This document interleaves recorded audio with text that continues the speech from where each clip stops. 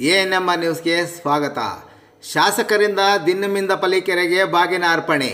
ಚಿಂತಾಮಣಿ ತಾಲೂಕಿನ ಮುರುಗಮಲ್ಲ ಹೋಬಳಿಯ ದಿನ್ನಮಿಂದಪಲ್ಲಿ ದೊಡ್ಡ ಕೆರೆ ಶನಿವಾರ ಬಿದ್ದ ಮಳೆಗೆ ಕೆರೆ ತುಂಬಿ ಕೋಡಿ ಹರಿದಿದ್ದು, ಇಂದು ಶಾಸಕ ಎಂ ಕೃಷ್ಣಾರೆಡ್ಡಿ ಬಾಗಿನ ಅರ್ಪಿಸಿದರು. ನಂತರ ಮಾತನಾಡಿದ ಶಾಸಕರು, ಪ್ರಥಮವಾಗಿ ದಿನ್ನಮಿಂದಪಲ್ಲಿ ದೊಡ್ಡ ಕೆರೆ ತುಂಬಿ ಕೋಡಿ ಹರಿದಿದ್ದು ಮೊದಲನೇ ಬಾಗಿನ ಅರ್ಪಿಸುತ್ತಿರುವುದು ಸಂತಸ ತಂದಿದೆ. ಹಾಗೂ ಈ ವರ್ಷ ಉತ್ತಮ ಮಳೆ ಬೆಳೆಗಳು ಚೆನ್ನಾಗಾಗಿ ಜನತೆಯ ಜೀವನ ಸಮೃದ್ಧಿಯಾಗಲಿ ಎಂದು ದೇವರಲ್ಲಿ ಪ್ರಾರ್ಥಿಸುತ್ತೇನೆ ಎಂದರು.